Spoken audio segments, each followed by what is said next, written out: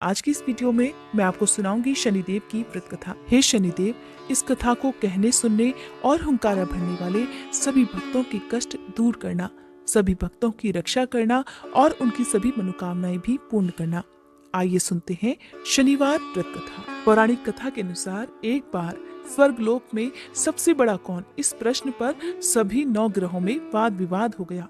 सभी ग्रह एक दूसरे से कहने लगे कि मैं सबसे बड़ा, और इस पर विवाद इतना बढ़ गया कि परस्पर भयंकर युद्ध की स्थिति जैसी बन गई।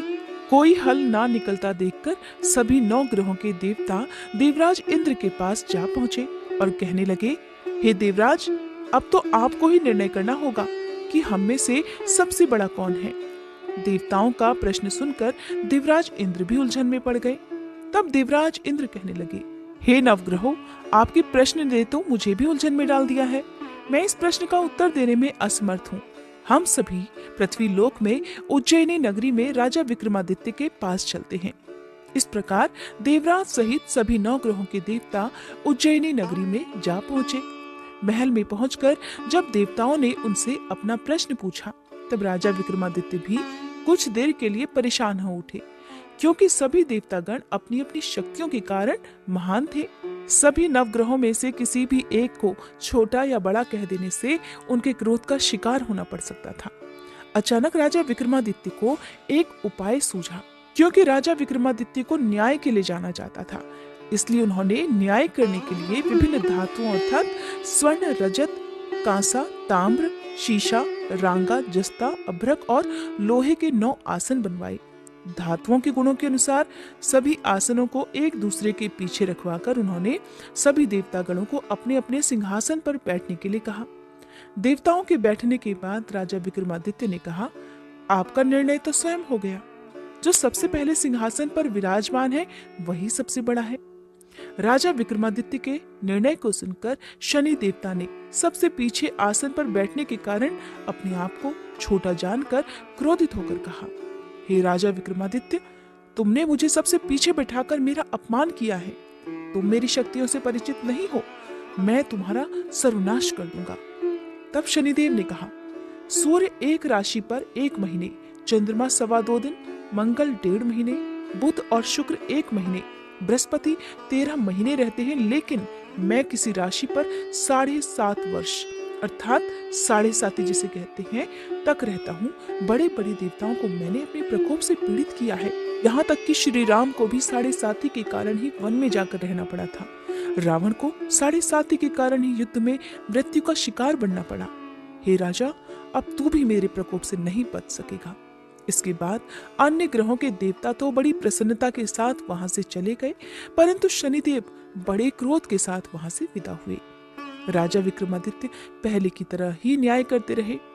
उनके राज्य में सभी स्त्री पुरुष बड़े आनंद से अपना जीवन यापन कर रहे थे। इस प्रकार कुछ दिन ऐसे ही सुकून से बीत गए, लेकिन उधर शनि देवता अभी तक अपने अपमान को नहीं भूल पाए थे। राजा विक्रमादित्य से बदला लेने के लिए एक दिन शनिदेव ने घोड़े के व्यापारी का रूप धारण किया और बहुत से घोड़ों के साथ उज्जैनी नगरी में जा पहुंचे। राजा विक्रमादित्य ने अपने राज्य में किसी घोड़े के व्यापारी के आने का समाचार सुना, तो उन्होंने भी अपने अश्वपाल को कुछ घोड़े खरीदने के लिए भेज दिया, क्योंकि राजा को घोड़े पालने का भी शौक था। अब घोड़े तो बहुत कीमती थे। अश्वपाल ने जब वापस लौटकर इस बारे में राजा विक्रमादित्य को बताया, तो राजा ने स्वयं आकर एक सुंदर और शक्तिशाली घोड़े को पसंद कर लिया। घोड़े की चाल देखने के लिए राजा उस घोड़े पर सवार हुए, तो वो घोड़ा तो बिजली की गति से दौड़ पड़ा। तेजी से दौड़ता हुआ घोड़ा राजा को दूर एक जंगल में ले गया और फिर वहां राजा को गिराकर जंगल में कहीं गायब हो गया।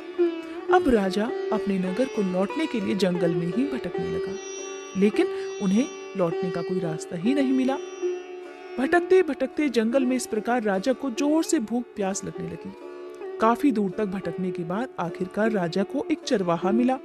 राजा ने उससे पानी मांगा। पानी पीकर राजा ने उस चरवाहे को अपनी अंगूठी दे दी। फिर उससे रास्ता पूछकर वो जंगल से निकलकर पास के ही एक नगर में जा पहुंचा। अब राजा विक्रमादित्य ने एक सेठ की दुकान पर बैठकर कुछ देर तक तो आराम किया। उस सेठ से राजा ने बातचीत की। राजा के बारे में पूछा तो राजा ने बताया कि मैं उज्जैनी नगरी से आया हूँ। राजा के कुछ देर दुकान पर बैठने से अब सेठ जी को बहुत बिक्री हुई। सेठ जी ने राजा को बड़ा भाग्यवान समझा कि इन्हीं के कारण आज मेरी दुकान में सबसे ज्यादा बिक्री हुई है।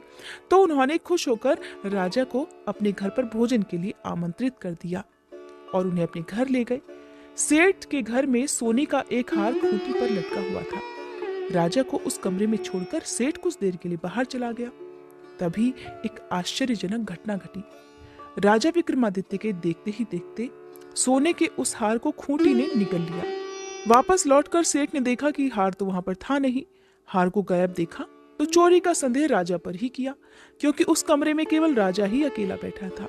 तब सेठ ने अपने नौकरों से कहा कि इस परदेसी को रस्सियों से बांधकर नगर के राजा के पास ले चलो। इस तरह से राजा को रस्सियों से बांधकर नगर के राजा के पास ले जाया गया। राजा ने जब राजा विक्रमादित्य से हार के बारे में पूछा तो उन्होंने बताया कि उनके देखते ही देखते खूंटी ने तो हार को निगल लिया था। इस पर राजा ने क्रोधित होकर चोरी करने के अपराध में राजा विक्रमादित्य के हाथ पांव काटने का आदेश दे डाला। किसी ने भी राजा की बात का विश्वास नहीं किया। इस तरह से राजा विक्रमादित्य के हाथ पांव काटकर उन्हें नगर की सड़क पर छोड़ दिया गया। कुछ दिनों के बाद एक तेली उन्हें उठाकर अपने घर ले गया और उन्हें अपने कोलू पर बैठा दिया। अब राजा आवाज देकर बैलों को हाँकता रहता और इस तरह तेली का बैल चलता रहा। अब राजा को भोजन भी मिलता रहा। शनि के प्रकोप की 7.5 पूरी होने पर वर्षा ऋतु प्रारंभ हुई। अब एक दिन राजा विक्रमादित्य एक रात को मेघ मल्हार गा रहे थे कि तभी नगर के राजा की लड़की राजकुमारी मोहिनी रथ पर सवार होकर उस तेली के घर के पास से गुजरी। जब उसने मेघ मल्हार सुना तो उसे बड़ा अच्छा लगा। दासी को भेजकर गाने वाले को बुला लाने के लिए कहा। अब दासी ने लौटकर राजकुमारी को अपंग राजा के बारे में सब कुछ बता दिया। राजकुमारी उसके मेघ मल्हार से बहुत मोहित हुई, अतः उसने सब कुछ जानकर भी अपंग राजा से विवाह करने का निश्चय कर लिया। राजकुमारी ने अपने माता पिता से जब यह बात कही कि वो एक अपंग से विवाह करना चाहती है तो वे हैरान रह गए। रानी ने मोहिनी को समझाया, बेटी तेरे भाग्य में तो किसी राजा की रानी होना लिखा है, फिर तो उस अपंग से विवाह करके अपने पांव पर कुल्हाड़ी क्यों मार रही है। लेकिन राजकुमारी ने अपनी जिद नहीं छोड़ी।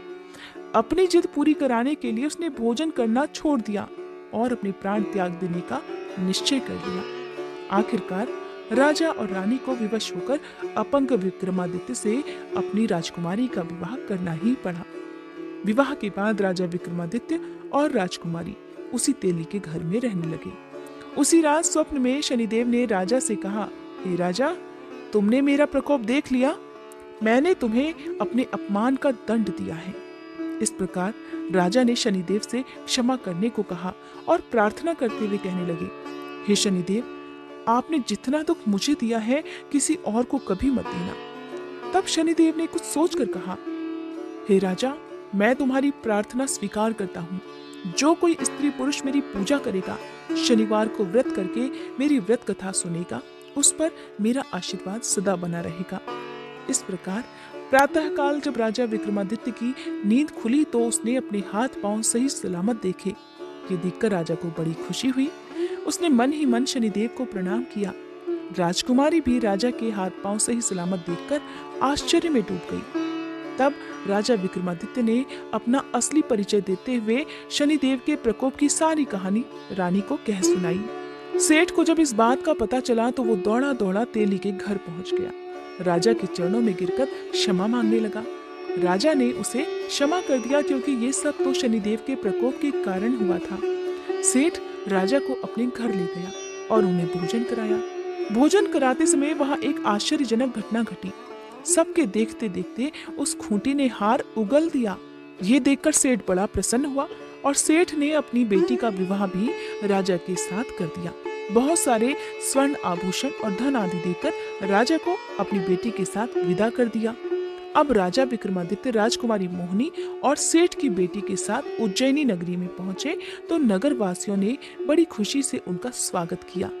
अगले दिन राजा विक्रमादित्य ने पूरे राज्य में घोषणा करा दी कि शनिदेव सभी देवों में सर्वश्रेष्ठ हैं, इसलिए हर स्त्री और पुरुष शनिवार को उनका व्रत करें और व्रत कथा अवश्य सुने। राजा विक्रमादित्य की घोषणा से शनिदेव बड़े प्रसन्न हुए। शनिवार का व्रत करने और व्रत कथा सुनने के कारण सभी लोगों की मनोकामनाएं शनिदेव की कृपा से पूरी होने लगी। सभी लोग बड़े आनंद पूर्वक रहने लगे। बोली शनि देवता की जय।